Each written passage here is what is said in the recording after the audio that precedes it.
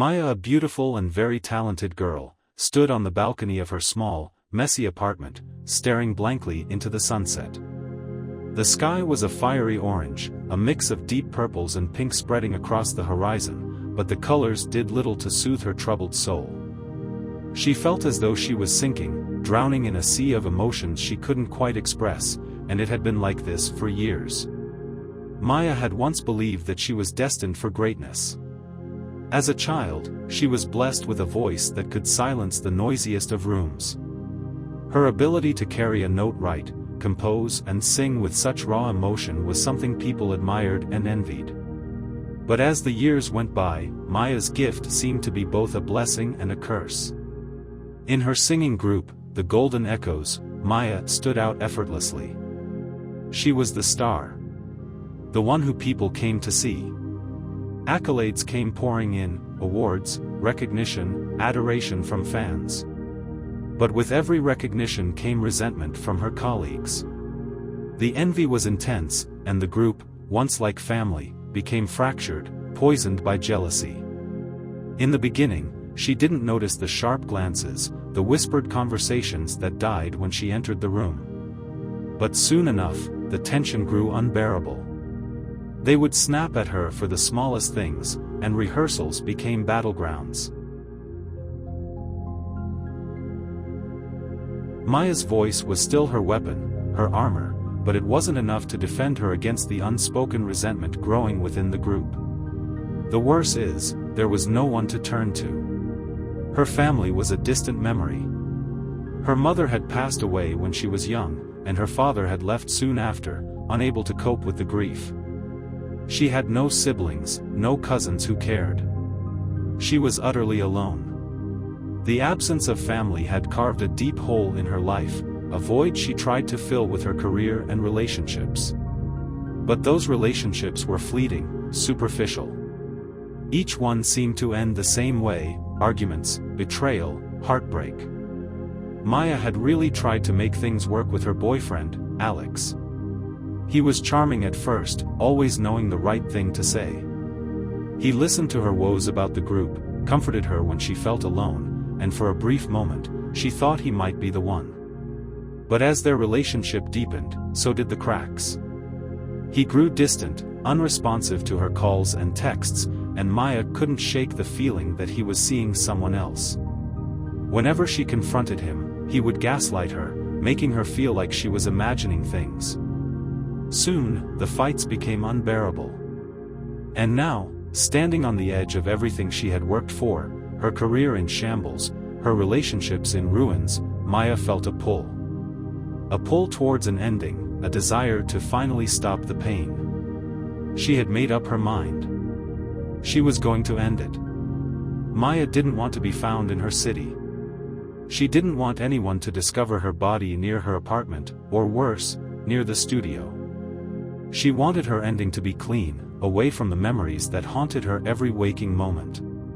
So, she decided to travel.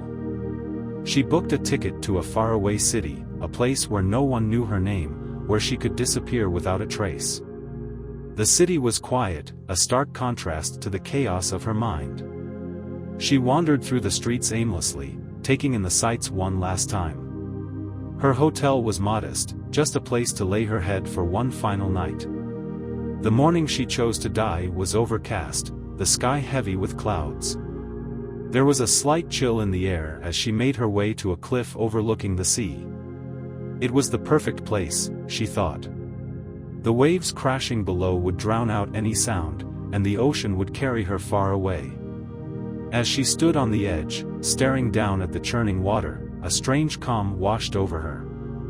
She closed her eyes, ready to take the final step. "Excuse me, are you okay?" The voice startled her. She hadn't heard anyone approach. Turning, she saw a man standing a few feet away. He looked at her, with kind eyes and an expression of genuine concern. Maya quickly wiped away the tears that had begun to fall. "I'm fine," she lied, her voice barely above a whisper. The man didn't leave.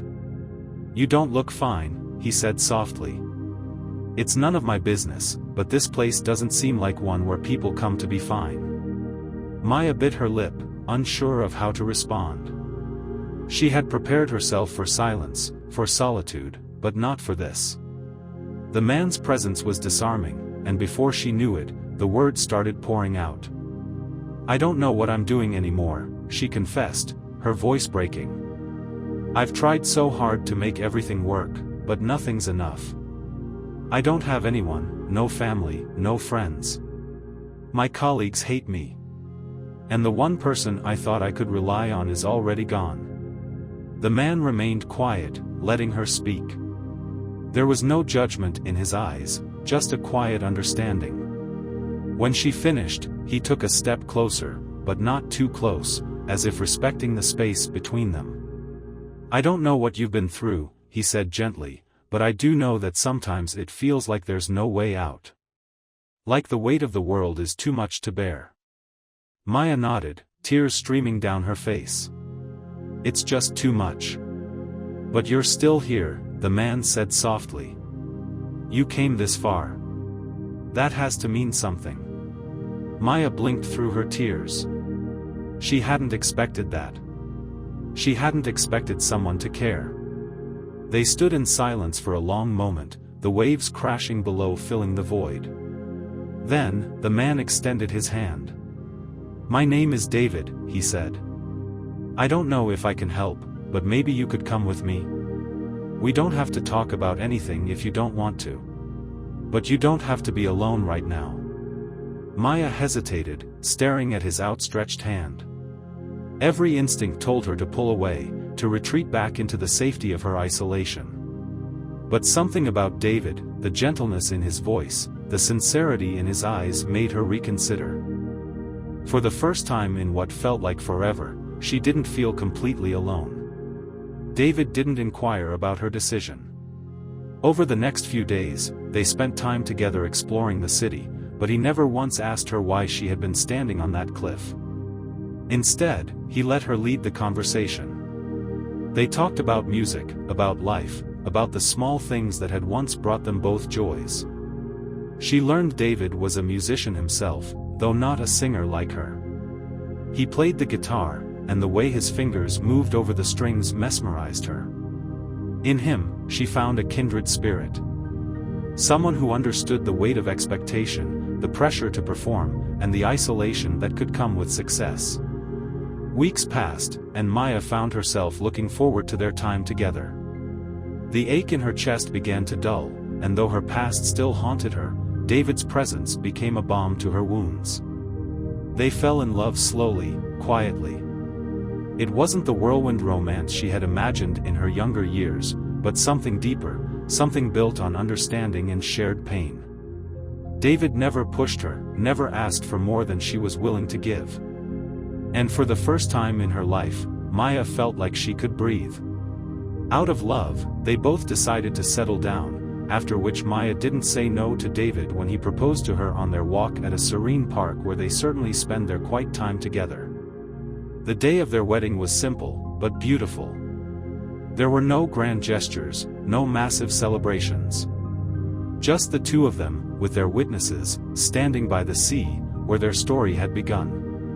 As Maya looked into David's eyes, she realized that she had found what she had been searching for all along. Peace wasn't in her career, or in the accolades, or in the validation of others. It was in the quiet moments, in the love she had found when she had least expected it. Maya's life wasn't perfect, and it never would be. There were still days when the shadows of her past crept in, when the weight of her memories threatened to pull her under. But now, she had someone to hold on to. Someone who understood that life wasn't about perfection, but about finding beauty in the broken pieces. And together, they made music out of the silence, filling the void with the sound of love. This two fantastic couples, David and Maya, have experienced and enjoy a perfect marriage out of love forever after.